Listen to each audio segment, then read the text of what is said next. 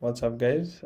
Today we are going to look into another AWS service.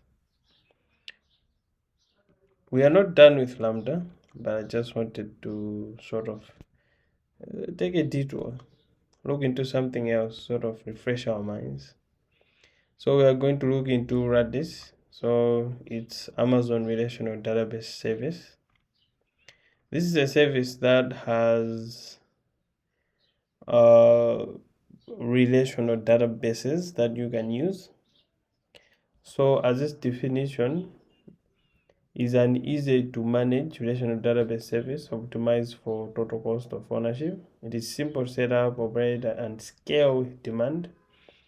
Amazon RDS automates the undifferentiated database managed tasks such as provisioning, configuration, backups, and patching. So basically, all you have to do is go there, choose your configuration settings, and AWS will do the rest for you. So also, you have to remember that when you are choosing the database that you want, you have to be aware that there are some other databases that are free and some that are not free.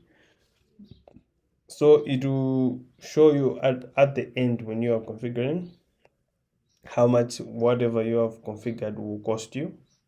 So for example, Oracle and SQL Server, MySQL, these are not free databases from my knowledge, because they are owned by other companies.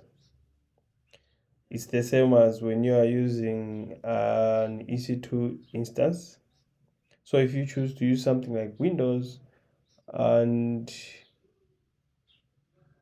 are there other stuff that is paid for? So basically, the other stuff also like Linux versions that are not free. So they actually charge you for those. But for like the Linux versions, because Linux is free, they don't charge you. So it's the same concept here. So for that reason, we are going to use an SQL database that is free so that everyone gets to participate. So as you can see, we have database options like Amazon Aurora, Postgre, MySQL, MariaDB, SQL Server, Oracle, and DB2. So what we are going to do today is to create and configure a RDS instance. So for example, we are going to use MySQL, and also we are going to connect to dbeaver in MySQL or MySQL Workbench. So I'm not sure yet what we are going to use, but we'll see. But I'm feeling like dbeaver will give us less problems.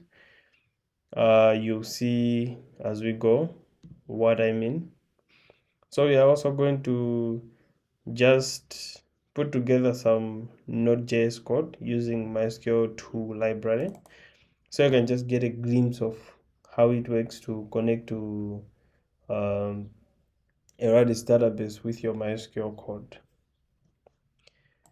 So we are going to start from here. You just have to, like, you can click all services and see RDS here. If you don't, you can search RDS and you'll see your database here. So we'll click create database, and easy create basically just chooses configurations that you might want, but as a tutorial for you to understand step by step what's happening, we are going to use the standard one, which we get to decide what we want. And for the database, we are going to use MySQL. So because these are the same, we can use either, but cost wise this is more expensive, so we are going to take Maria because it's free, again, so that everyone can participate. That's all. Maybe in the future I can do for Oracle, Postgre, SQL Server. Yeah, maybe these three.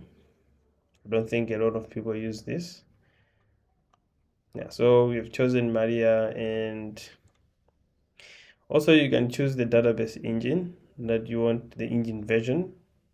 So this, as you can see here, as you go down, these are like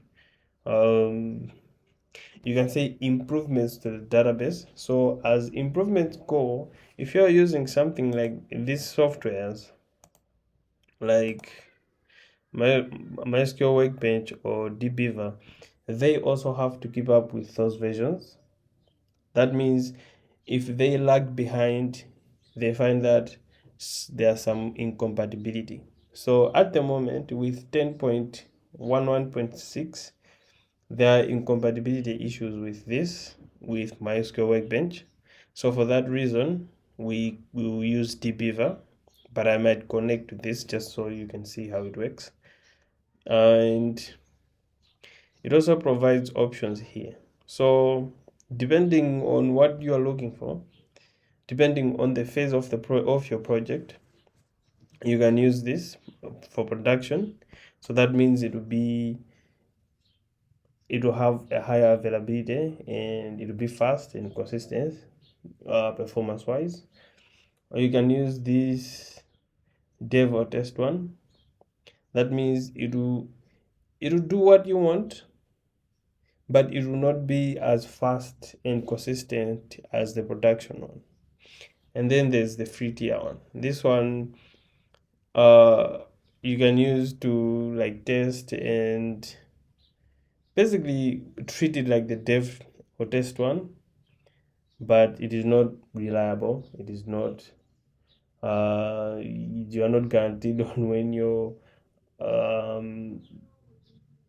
request will come back, because I remember when I used this once, and at a certain point testing the application, it was not working. I think it was like 30 minutes. I don't know what was happening, but that's the unreliability part of it. So, but since we are just doing for testing purposes, we are going to use this. So we are going to select free tier, and this is not the database name, although it's named database.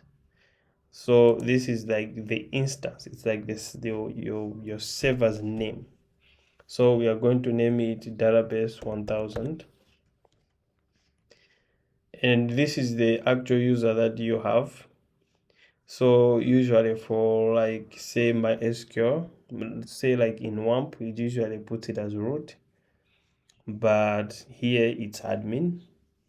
So we are going to what are you going to name it? Let's just name it admin 1000. So let's make sure we remember this. And also here you can choose either for AWS to manage that stuff for you, like the password and stuff. So it uses AWS secrets manager to hide your passwords and stuff like that.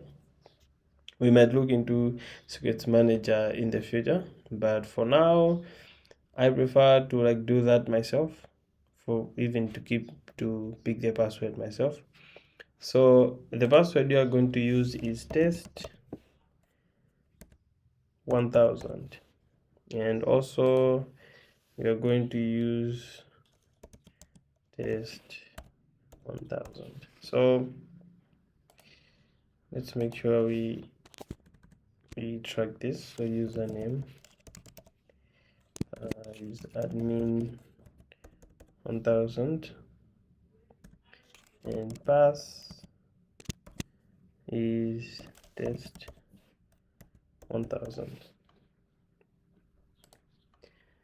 So yes, that's a weak password. It's obvious. And this is the instance configuration. So here you get to decide like the CPUs that you want, the RAM, and your network speeds. So as you can see, because we selected a free version, we don't have much here. We just have the first option in this, so we are limited to what we choose. I think this is the same option. It's just showing you which one is selected, and this is where it is usually located if you want to select it. And also the storage, it usually selects the general purpose SSD. Also note that as you go up, that's a cost, it gets higher.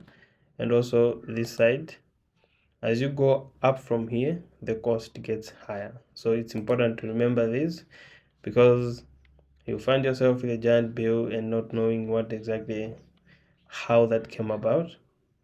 And this part is an availability zone. So look at this as, say you have an application and you're building it in Africa, and you want the application to reach as many people as possible. So if the application is in Canada and I am in Malawi trying to access that application, as you can see, the gap is so big that the delay in between my app, the user experience, will not be that good. So the availability thing is like AWS has regions, so you can choose a region in which you want your app to be available in. So you can have servers in America, you can have servers in Africa, you can have servers in Europe or China or Russia. So everyone in Russia will have the same experience because they are closer to their server that is in Europe. So that means all this adds to your cost. If you want to be available and fast in every region in the world, that means those are different availability zones. So just remember this. If you want to be available and consistent everywhere, that means you have to have multi-AZ implementation of your system, and it comes at a cost. It's not cheap. Next, you are going to connectivity. So this is basically just how the app connects in the background, like what IP addresses you want. Do not connect to an EC2 compute resource. So this is if you want to do extra work with your database with an EC2.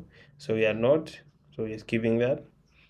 And this is also a like a VPC, so it connects to availability zones, and we usually have a default, but you can create yours if you want. We will not do that for this tutorial.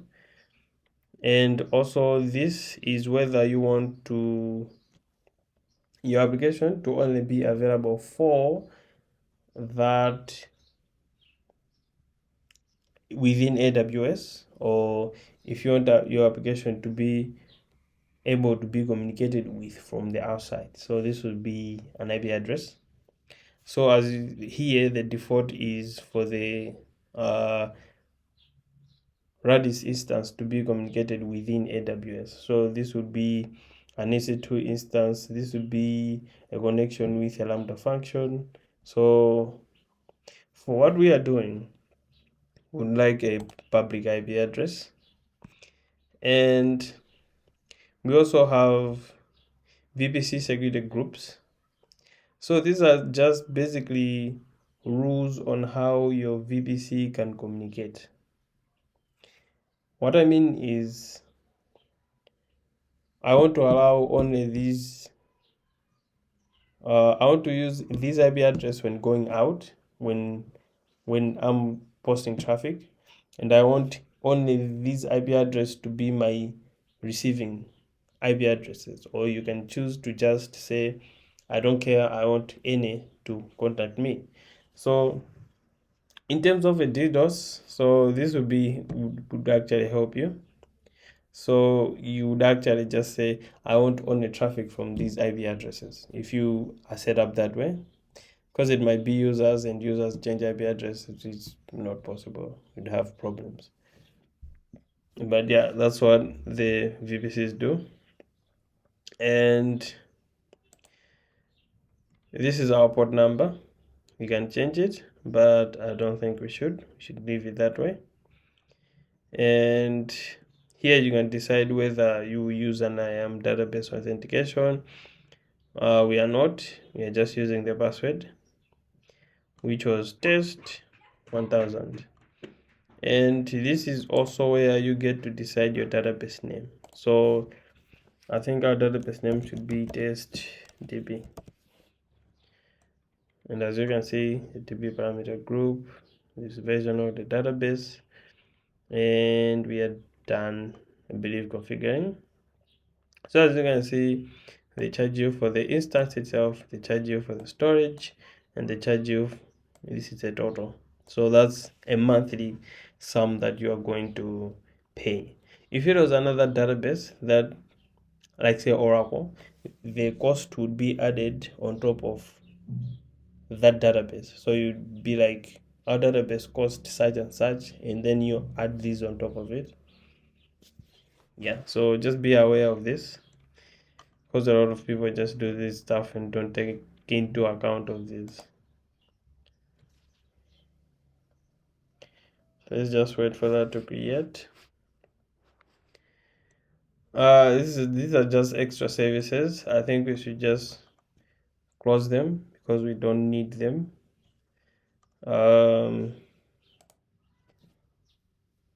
Yeah, so as you can see, it's creating, and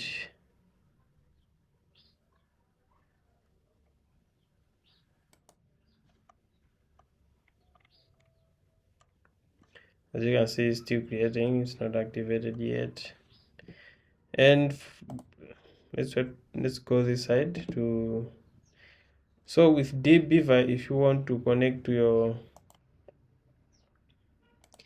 close this too. So in dbeaver, if you want to connect to, we are using Maria. So you can select here, you can see MySQL, Maria database, Oracle, and so on and so on. But what you want to connect to is MariaDB. So this is where you configure the specific configurations of your database. Also, I noticed something. Hopefully it won't affect us much.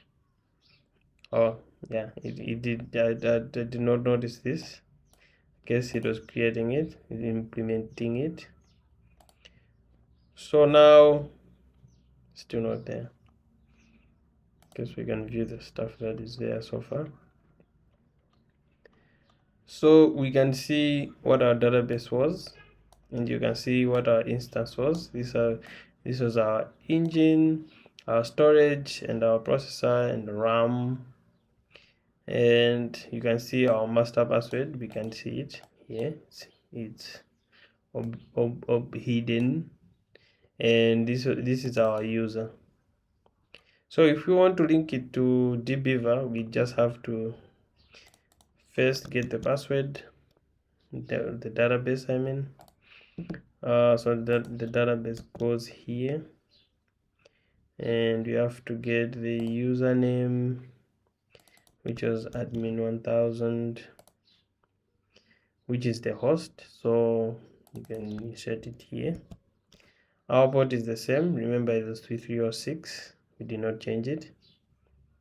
No, this is wrong.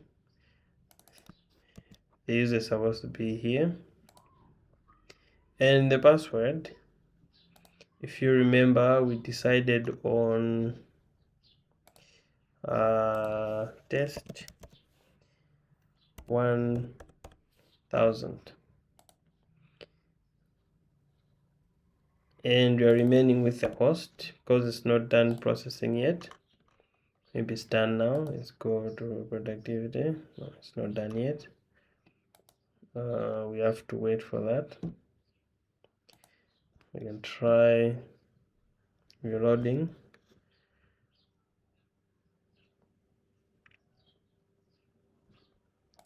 Still creating. Yeah, so we are creating for we are waiting for the endpoint.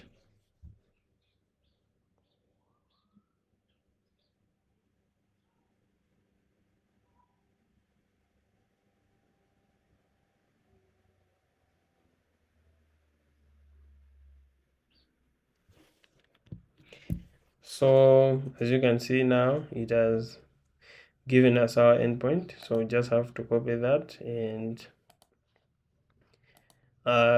insert it in the host. So now we have the host, we have the port, we have the database, we have the username and the password here. Hopefully we wrote it correctly. So now you just have to click test, so you can test the communication to the database.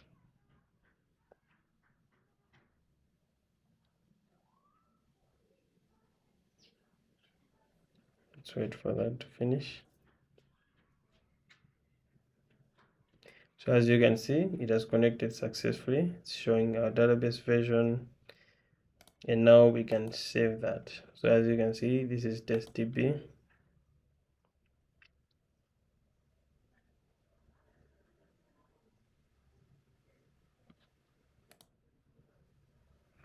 So as you can see, this is our databases, and this is the database that was created when creating the instance, and it has nothing so far.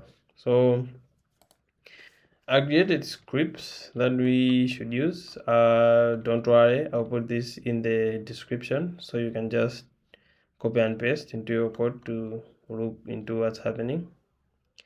So we are going to create a table for our instance. So you have to click on SQL and it will give you this. You have to paste our code. So we are going to create a table called test table, and then you have ID, name, age, address, and created at, and this is the timestamp. Yeah, and this is the primary key, and you just have to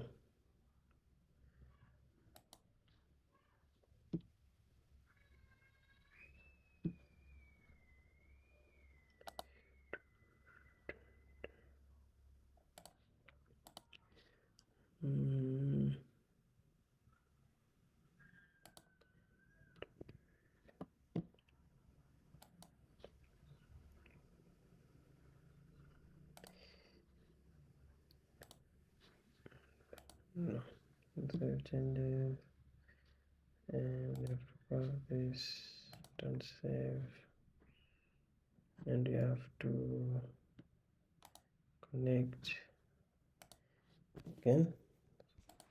So where are my connections?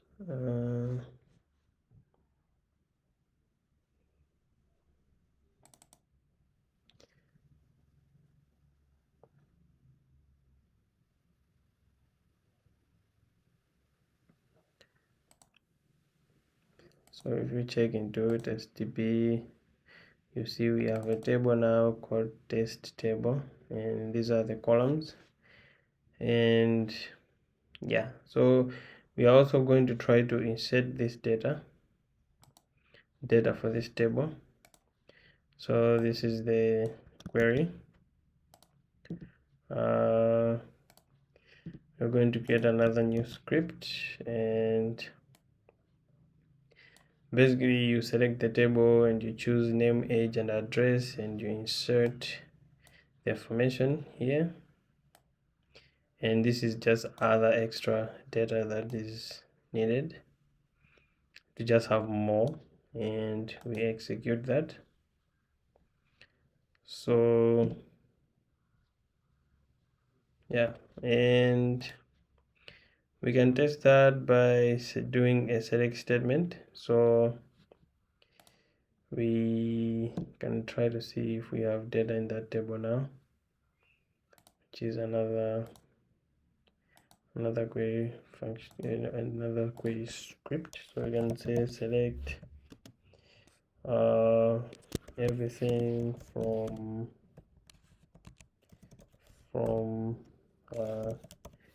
this table. So you can run this to see our results. So as you can see, it has inserted there our data. So now we can see how we can communicate with this from our Node.js code. So we are going to use MySQL 2, as I explained in the first at the beginning. So this is the library. This is the documentation, and if you want to install it, you just have to say npm save MySQL2. And for TypeScript, it's a bit different, but those are the instructions. And this is our project, empty project. As you can see, it has nothing, and I believe we already installed MySQL2, and it is using the modular JavaScript ES6. And yeah, so we also have code for testing for this, and again, I'll put it in the description. You don't have to write this. Yeah, so basically here we're just importing the MySQL library, and this is the package itself, and we are trying to connect to it, and we are trying to select a particular user, which is RIC137, and their age is 53. We can just select the user, but yeah, this is what we have. So we should insert this, the host, the user, and the database. So as you remember, I guess we should have written this down. So this is the host. The one written endpoint inside RDS is the host. So you have to go into this code and paste it in here. The user is, if I'm not wrong, is admin 1000, and the database is testdb. No, let me go check. Don't just assume. So yeah, it's testdb. I'm going to put it here, and I think we should have the password, which is test 1000. I believe that was the case. We check up here. Yeah, test 1000. Hopefully this wasn't wrong either, because if it was, then we're screwed. Oh, it already worked in dbeaver, so yeah, it's cool. So we have our host, our user, our database name, our password, and in the database we are going to select everything inside database where the name is RIC137, and the age of the person is 53. So let's just see if we truly have the person. Yeah, RIC137 53. So this will bring nothing from what I can see, because the age is false. You see, we don't have 53 here, or maybe it was 35. It's just my eyes. No, so this code is bound to be wrong. It will not bring us anything, but let's just try. So node index.js.